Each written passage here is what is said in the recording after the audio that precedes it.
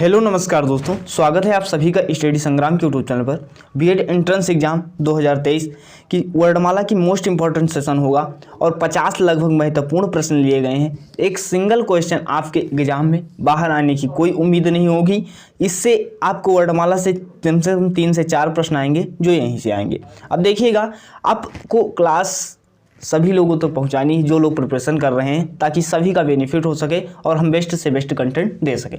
Exam वाले दिन इतना वादा करते हैं कि क्वेश्चन आपको यहीं से देखने को मिलने वाले हैं। अब देखिएगा, पहला ही क्वेश्चन है, वर्डों के व्यवस्थित समूह को क्या कहा जाता है? वर्णमाला कहेंगे, शब्द भंडार कहेंगे, वर्ड समूह कहेंगे या इनमें से कोई नहीं कहेंगे? तो वर्डों के व्यवस्थित समूह को वर्णमाला कहते हैं। जैसे माला क्या होती है? मोतियों की माला होती है। तो यहाँ पर क्या है? वर्डों की माला होती है। तो वर्डों की माला क्या होती है? वर्डों के व्यवस्थित समूह होता है। नेक्स्ट क्वेश्चन देखिएगा, आपकी स्क्रीन पर है। छा जो है वर्ड किन दो वर्डों के मेल से बनता है? काधनशा, काधनशा, काधनशा या काधनखा? बताइएगा इसमें कौन सा होगा जो आपके दो वर्डों से बना हुआ है? अब यहाँ पर जो देख रहे हैं ऑप्शन नंबर बी, ये एग्जाम में आपके हर बार प्रश्न पूछा जा रहा है। अब काधनसा जो होता है ये क्या होता है? दो वर्डों के मेल से बना है। अब ये संयुक्त व्यंजन भी होता है। क्या होता है? संयुक्त। देखिए दोनों व्यंजन है, तो ये क्या होता है? संयुक्त व्यंजन अगर पूछा जाए तो छा होता है। अगर पूछा जाए सर सा कैसे बनेगा, तो काधनसा ऐसे बिल्कुल बनेगा। ऑप्शन नंबर बी आपका बिल्कुल करेक्ट हो जाएगा। नेक्स्ट क्वेश्चन देखिएगा, आपकी स्क्रीन पर है, कंठ तालव्य कौन सा है? ये दोनों प्रश्न देखिएगा काफी अच्छे हैं। कंठ तालव्य ध्वनि मतलब कंठ और तालु से कौन से बोले जाते हैं? तो जो लोगों ने वर्णमाला की हमारी क्लास देखी होगी वह सभी लोग समझ रहे होंगे। अब आ जो होता है इसका उच्चारण स्थान कंठ से होता है। इसके बाद ई जो होता है इसका उच्चारण स्थान तालु से होता है। और आधन ई जिन सबको पता होगा, आधन ई क्या बन जाता है? ए बन जाता है। और ए का उच्चारण स्थान क्या होगा? कंठ तालु होगा। क्या होगा?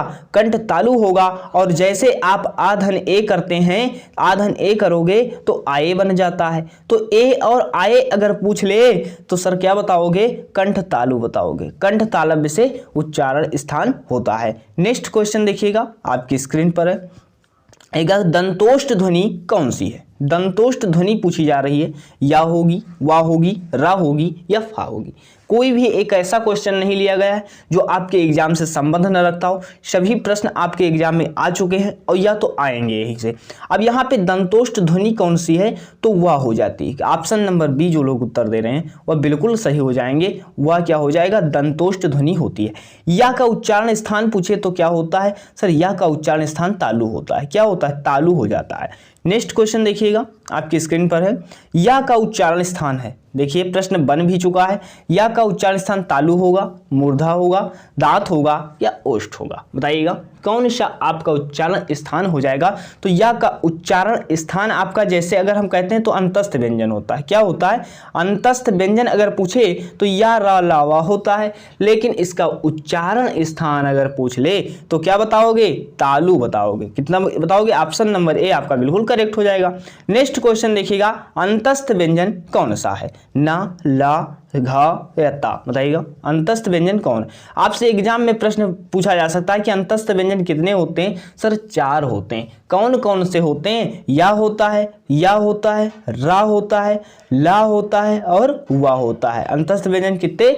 4। या, रा, ला, वा होता है। अब अंतस्थ व्यंजन इसमें है कौन सा? तो यहाँ पर ला, ऑप्शन नंबर बी आपका बिल्कुल करेक्ट हो जाता है। नेक्स्ट क्वेश्चन देखिएगा, आपके स्क्रीन पर है, पा, फा, बा, भा, मा। अर्थात आपसे ऐसा भी पूछा जा सकता है कि पा वर्ग में का उच्चारण स्थान कितना होता है? तो पा वर्ग अगर पूछा जा रहा है तो क्या होता है? ओष्ठ से उच्चारण स्थान होता है। क्या होता है? जैसे आप क्या बोलते हैं? पापा बोलते हैं। अब पापा जैसे आप बोलिएगा तो दोनों ओठ देखिए दब जा रही है। मामा बोलेंगे तो आप क्या है? दोनों ओठों से दब जा रही हैं, मतलब दबाव हो रहा है। जैसे भाभी बोला तो क्या है? ये सब आपके ओष्ठ होते हैं। ओष्ठ से ओठों से मतलब बोले जाते हैं। देखिएगा पूरा दबाव पड़ जा रहा है। नेक्स्ट क्वेश्चन देखें तो पा का उच्चारण स्थान या पावर का उच्चारण स्थान पूछा जाए तो ओष्ठ हो जाता है। अगर बात करते हैं ता वर्ग की, ता, था, द, धा, तो ता वर्ग का उच्चारण स्थान अगर पूछा जाए तो दंत वर्ग हो जाता है। अगर का वर्ग की बात करते हैं तो का वर्ग क्या होता है? सर कंठ से उच्चारण स्थान होता है। नेक्स्ट क्वेश्चन देखते हैं हम लोग, अनुस्वार किसका कार्य करता है? अनुस्वार आपसे पूछा जा चुका है पंचम वर्ण का, चंद्र बिंदु का, स्वर का या विसर्ग का। तो देखिएगा अनुस्वार जो होता है आपका किसका काम करेगा? पंचम वर्ण का काम करता है। पंचम वर्ण का काम करता है। अगर कोई शब्द आप जैसे लिखते हैं, जैसे मान लीजिए अगर कोई शब्द आप अगर लिखेंगे जैसे संविधान, जैसे देखिएगा संविधान, अगर ये लिखा है संविधान लिखा है तो आप यहाँ पे ऐसे लिखा हुआ है, इसको ऐसे भी तो लिख सकते थे सर, ये जो माँ वाला है ये अनुस्वार लगा देते, ऐसे तो लिख सकते थे, अब ऐसे लिख देते थे। तो ये क्या है? पंचम अक्षर का रूप ले लेता है। सर एक और उदाहरण बता दीजिए। अब आपको जैसे हिंदी लिखा है, जैसे हिंदी ऐसे भी लिख देते हैं और हिंदी ऐसे भी लिख देते हैं। तो अनुस्वार जो होता है, अनुस्वार क्या होता है? पंचम अक्षर का रूप हो जाता है। देखो अनुस्वार लग गया, तो यहाँ पे क्लियर हो जाना चाहिए पंचम वर्ण का मेल हो जाएगा। नेक्स्ट क्वेश्चन देखिएगा, निम्नलिखित में से पार्श्विक ध्वनि कौन सी है? रा होगी, ड़ा होगी, ला होगी या चा होगी? पार्श्विक ध्वनि पूछी जा रही है, कौन सी होगी? तो यहाँ पे ला, ऑप्शन नंबर सी बिल्कुल करेक्ट हो जाएगा। नेक्स्ट क्वेश्चन आपकी स्क्रीन पर है, भाषा की मूल इकाई है संकेत, वर्णमाला या भाषा की सार्थम लघुत्तम इकाई पूछा जाए तो क्या बताओगे? अगर भाषा की मूल इकाई पूछा जाए तो क्या बताओगे? संकेत, वर्णमाला, अक्षर या ध्वनि? बताइएगा कौन सा आपका हो जाएगा? तो ध्वनि हो जाएगा। भाषा की सार्थक या लघुत्तम इकाई भी ध्वनि होगी, भाषा की मूल इकाई पूछा जाए तो भी ध्वनि होगी। नेक्स्ट क्वेश्चन, सा का उच्चारण स्थान क्या है? श का उच्चारण स्थान क्या है? एक काफी प्रश्न, यहाँ से 3 प्रश्न पूछे जाते हैं। कौन कौन से? तो श का उच्चारण स्थान क्या होगा? तालु होगा, दंत होगा, मूर्धा होगा या कंठ होगा? बताइएगा कौन सा होगा? तो श का उच्चारण स्थान जो होता है तालु होता है। क्या होता है? तालु होता है। अगर बात करते हैं दंत सा की तो दंत सा सर कौन हो जाता है? सर सपेरा वाला सा, जो ये दंत सा होता है। अगर बात करते हैं मूर्धन सा की तो मूर्धन सा ये आपका होता है षटकोण वाला सा। ये तीनों प्रश्न आपके एग्जाम में आ चुके हैं। तो तालव्य सा क्या होता है? ऐसा होता है। दंत सा ए वाला होता है। मूर्धन सा क्या होता है? ये वाला षटकोण वाला सा होता है। नेक्स्ट क्वेश्चन देखिएगा आपकी स्क्रीन पर है, ऊष्म व्यंजन कौन से हैं? ऊष्म व्यंजन कौन से? श श श, आ बा शा, या रा ला या च छ जा? बताइएगा ऊष्म व्यंजन आपसे पूछा जा रहा है। अब ऊष्म व्यंजन पूछे या ऊष्म संघर्षी व्यंजन पूछे, दोनों आपको क्या बताने हैं? श श हा होते हैं। कौन होते हैं? ये किसमें ऑप्शन और लगा लिया, श श हा हो जाते हैं। चाहे ऊष्म व्यंजन पूछे चाहे ऊष्म संघर्षी व्यंजन पूछे, लगा के चले आना, 2 नंबर पक्के हो जाएंगे। श श हा ऊष्म व्यंजन या ऊष्म संघर्षी व्यंजन होते हैं। नेक्स्ट क्वेश्चन आपकी स्क्रीन पर है, यह किस प्रकार की ध्वनि है? तालु होगा या कंठ होगा, दंतोष्ठ होगा या कंठोष्ठ होगा? अभी हमने बताया भी था क्या यह का उच्चारण स्थान क्या होगा? तालु होगा। नेक्स्ट क्वेश्चन देखिएगा, ये हो गया। नेक्स्ट क्वेश्चन, लिप चिन्हों के क्रमबद्ध समूहों को क्या कहते हैं? लिप चिन्हों के क्रमबद्ध समूहों को क्या कहते हैं? वर्ण समूह कहेंगे या वर्णमाला कहेंगे, अक्षर कहेंगे या वर्ण कहेंगे? बताइएगा, काफी अच्छा प्रश्न आपका हो जाएगा कि लिप चिन्हों के क्रमबद्ध समूह को आपको क्या कहा जाएगा? तो यहाँ पर जो है वर्ण समूह कहेंगे या वर्णमाला कहेंगे या अक्षर कहेंगे या वर्ण कहेंगे। अभी हमने बताया भी था कि वर्णों के व्यवस्थित क्रम समूह को क्या कहा जाता है? वर्णमाला कहा जाता है। और वही चीज यहाँ पर भी पूछा जाए, लिप चिन्हों के क्रमबद्ध समूह को क्या कहते हैं? वर्णमाला कहते हैं। ऑप्शन नंबर बी आपका बिल्कुल करेक्ट हो जाएगा। नेक्स्ट क्वेश्चन देखिएगा आपकी स्क्रीन पर है, जिन वर्णों का उच्चारण स्वतंत्र होता है उसे क्या कहते हैं? जिन वर्णों का उच्चारण स्वतंत्र होता है उन्हें क्या कहते हैं? अगर बात करते हैं वर्ड की तो वर्ड को आपको कहीं कहीं 2 भेद बताया जाता है, लेकिन भेद कितने होते हैं? सर 3 होते हैं। कौन कौन से होते हैं? सर स्वर होता है, व्यंजन होता है और आयोगवाह होता है। क्या होता है? स्वर होता है, व्यंजन होता है और आयोगवाह होता है। आयोगवाह में ही क्या आते हैं? जो आपके अंग और आहा आ जाते हैं, अंग और आहा आ जाते हैं। तो वर्ड के 3 भेद होते हैं। अब यहां से देखिएगा, उच्चारण स्वतंत्र होता है तो स्वर होते हैं। अगर स्वर की सहायता से बोले जाते हैं तो वह व्यंजन कहलाते हैं। अगर स्वर की सहायता से बोले जाएं तो वह व्यंजन कहलाते हैं। नेक्स्ट क्वेश्चन आपकी स्क्रीन पर है, बताइएगा आए के उच्चारण में क्या होता है? आए का उच्चारण स्थान कैसे होता है? अभी हमने बताया था सहायता ली जाती है। किससे ली जाएगी? ये देखिएगा सर, आधन ए अभी हमने क्या बताया था सर, आए हो जाता है। और जैसे आए होगा तो ये कंठ से होता है, एक कंठ तालव्य से वैसे ही होता है, तो कंठ तालव्य हो जाएगा। तो कंठ और तालु से सहायता ली जाती है। कौन हो जाएगा? कंठ और तालु से सहायता ली जाएगी। ऑप्शन नंबर बी आपका बिल्कुल करेक्ट हो जाएगा। नेक्स्ट क्वेश्चन देखिएगा, आपके स्क्रीन पर है, हिंदी वर्णमाला में स्वरों की संख्या कितनी है? स्वर क्या होते हैं सर? स्वर क्या होते हैं सर? स्वतंत्र होते हैं, अभी तो बताया है। और हिंदी में अगर स्वर पूछे तो कुल कितने हो जाएंगे? स्वर कितने होंगे सर? 11 होंगे। कुल कितने स्वर होंगे? 11 होंगे। एग्जाम में प्रश्न बन चुका है। 13 मत लगा देना, क्योंकि बचपन में 13 ही पढ़ा होगा। 13 नहीं होते, 11 होते हैं। नेक्स्ट क्वेश्चन आपकी स्क्रीन पर है, ढ वर्ण का उच्चारण स्थान किस वर्ग में आता है? किस वर्ग में आता है? टावर का चौथा वर्ण, टावर का दूसरा वर्ण, टावर का चौथा वर्ण या टावर का तीसरा वर्ण? बताइएगा कौन सा आपका ये हो जाएगा कि किसमें ये अक्षर जो है आपका कैसा होगा? तो टा वर्ग का कौन सा अक्षर या हो जाता है? बताइए दीजिए। ट ठ ड ढ होता है, तो टा वर्ग का आपका चौथा वर्ण होगा। कितना होगा? चौथा वर्ण आपका हो जाएगा। और ये आपका अगर उच्चारण स्थान पूछे कहाँ से होगा, तो मूर्धन से होगा। कहाँ से होगा? मूर्धन से उच्चारण स्थान होता है, मूर्धन्य से उच्चारण स्थान इसका होता है। नेक्स्ट क्वेश्चन आपकी स्क्रीन पर है, वर्णमाला में स्पर्श व्यंजनों की संख्या कितनी है? स्पर्श व्यंजनों की संख्या कितनी है? 30 है, 20 है, 25 है या 35 है? कितना है ये? 30, 20, 25, 35। स्पर्श व्यंजन अगर इसमें ऑप्शन कहीं 27 दे देता तब 27 लगा देते, 25 न लगाते। लेकिन क्या हुआ है कि 25 आपको ऑप्शन में मिल रहा है, जब मिल रहा है 25 तो 25 ही लगाना है। 25 क्या कौन से स्पर्श व्यंजन होते हैं सर? का वर्ग से लेकर के पा वर्ग तक के सभी व्यंजन क्या होते हैं सर? आपके स्पर्श व्यंजन में आते हैं। क्या आते हैं? स्पर्श व्यंजन में आते हैं। तो स्पर्श व्यंजनों की संख्या 25 होती है। अगर ऑप्शन में 25, 27 दो मिल जाए तब 27 लगाना, अगर 25 मिले तो 25 ही लगाना है। नेक्स्ट क्वेश्चन आपकी स्क्रीन पर है, हिंदी भाषा किस लिपि में लिखी जाती है? देवनागरी लिपि, ब्राह्मी लिपि, गुरुमुखी लिपि या सौराष्ट्री लिपि? बताइएगा हिंदी भाषा किस लिपि में लिखी जाती है? तो देवनागरी लिपि में हिंदी भाषा लिखी जाती है। पंजाबी की लिपि क्या हो जाएगी? गुरुमुखी लिपि हो जाएगी। नेक्स्ट क्वेश्चन देखिएगा, हिंदी दिवस किस तिथि को मनाया जाता है? 14 अक्टूबर, 27 फरवरी या 29 दिसंबर या 14 सितंबर? हिंदी दिवस पूछा जा रहा है, कब मनाया जाता है? तो 14 सितंबर को आपका हिंदी दिवस मनाया जाता है, राष्ट्रीय हिंदी दिवस मनाया जाता है। नेक्स्ट क्वेश्चन देखिएगा, खड़ी बोली हिंदी का प्रथम कवि कौन सा है? खड़ी बोली के प्रतिपादक भी माने जा सकते हैं। और प्रथम कवि कौन से होते हैं?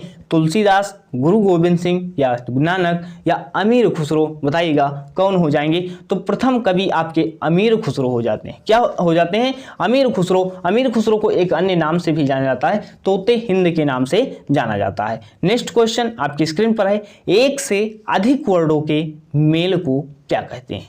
एक से अधिक वर्डों के अगर मेल हो जाए तो उसे क्या कहेंगे? जैसे मान लो सर का लिखा था, मतलब आधा का लिखा था, अर्थात फिर आ मिल गया, तो ये क्या है? दोनों तो वर्ड हैं, दोनों वर्ड हैं।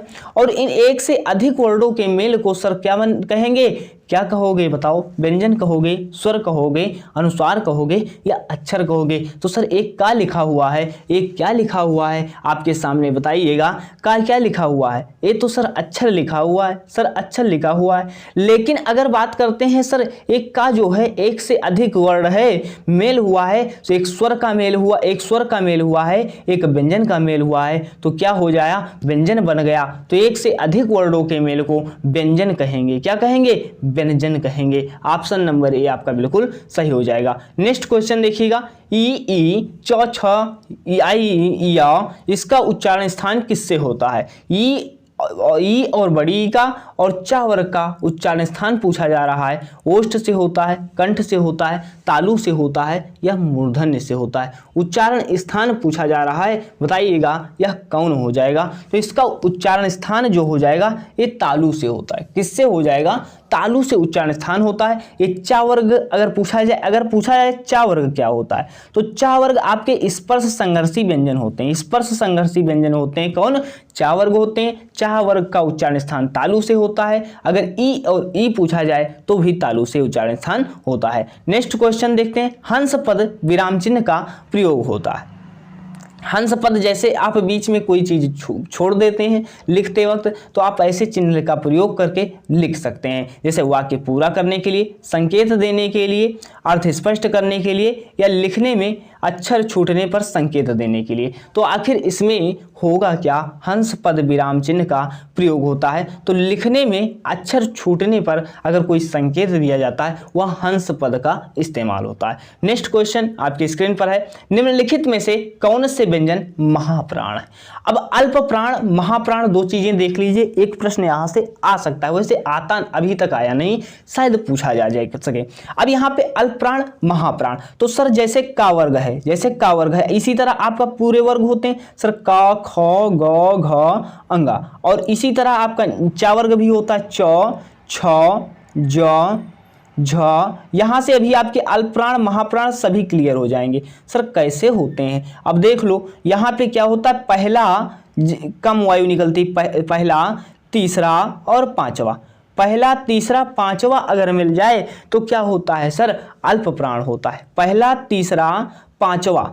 तीसरा पांचवा अल्प प्राण होता है, और दूसरा चौथा वर्ड क्या होता है सर, महाप्राण होता है। अरे सर तो बिल्कुल क्लियर हो गया सर, पहला तीसरा और पांचवा क्या होगा, अल्प प्राण होगा। तो देख लो महाप्राण इसमें कौन होगा, ख ग, यहाँ पे देखिएगा दूसरा और चौथा देखना है, महाप्राण होते हैं। और आपको बता दें जो ऊष्म व्यंजन होते हैं, ऊष्म व्यंजन भी जो होते हैं आपके, वह भी महाप्राण में आते हैं। किस में आते हैं, महाप्राण में आते हैं। तो ऑप्शन नंबर डी जो होगा श श ह, या भी ऊष्म व्यंजन हो जाएगा। ऊष्म व्यंजन भी महाप्राण में आते हैं, तो श श ह भी महाप्राण होता है, और दूसरा चौथा वर्ड प्रत्येक वर्ग के जो होते हैं वह भी महाप्राण होते हैं। नेक्स्ट क्वेश्चन देखिएगा आपके स्क्रीन पर है, स्पर्श संघर्षी व्यंजन है।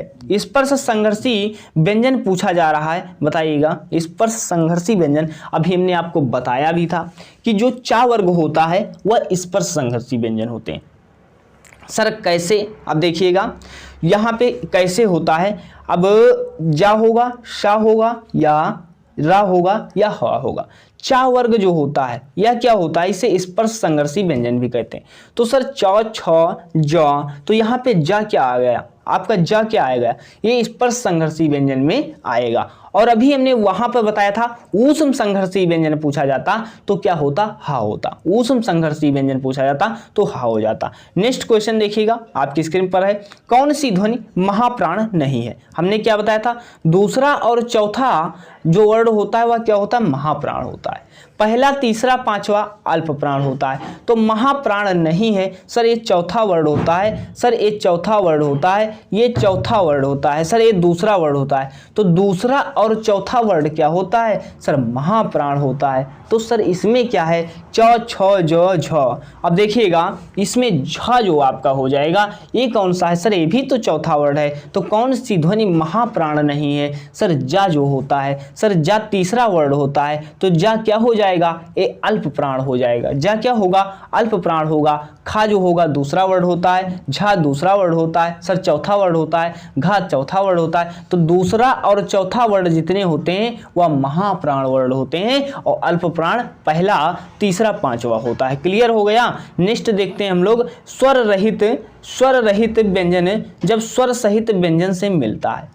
स्वर रहित व्यंजन जब स्वर सहित व्यंजन से मिलता है तो वह कौन सा अक्षर और कौन सा रूप लेता है। क्या बताए थे हम, संयुक्त अक्षर होते हैं। तो सर क्या होगा, एक स्वर सहित है, एक स्वर रहित है। एक क्या है, एक स्वर रहित है, एक स्वर सहित हो जाता है, तो क्या होगा, छा हो जाएगा, संयुक्त अक्षर हो जाएगा। नेक्स्ट क्वेश्चन देखते पूरे लगभग मोस्ट इंपॉर्टेंट सेशन कराया गया, जितने प्रश्न यहाँ से पूछे जा चुके हैं। यहाँ से उम्मीद करते हैं आपको सभी को एग्जाम में देखने को प्रश्न मिलेंगे। अगर इससे पहले वर्णमाला अगर पूरा कंप्लीट करना चाहते हैं, वैसे यहाँ से आपको जितने क्वेश्चन आएंगे तो यहाँ से तो मिलने वाले हैं, 1 से 2 बार रिवाइज कर लीजिएगा, सिंगल क्वेश्चन आपको इससे बाहर नहीं मिलेगा। और पूरी वर्णमाला अगर थ्योरी में कंप्लीट करना चाहते हैं तो जिस वीडियो को आप देख रहे हैं इसके वीडियो के लिंक है नीचे, 20 मिनट का लगभग वीडियो मिलेगा, आपको पूरी वर्णमाला वहाँ पर मिल जाएगी। तो अगर कंटेंट अच्छा लगा हो और पूरे कंटेंट इसी तरह पाने के लिए अपने दोस्तों के पास हमारे उत्साहवर्धन के लिए सभी को शेयर कीजिए, ताकि एक हम बेस्ट कंटेंट आपको उपलब्ध करवा सकें। अगर कंटिन्यू क्लास पाना चाहते हैं चैनल सब्सक्राइब करके नोटिफिकेशन ऑन कर लीजिएगा, ताकि आपको कंटिन्यू क्लास मिलती रहे। तो अभी तक मिलते हैं नेक्स्ट वीडियो में, धन्यवाद।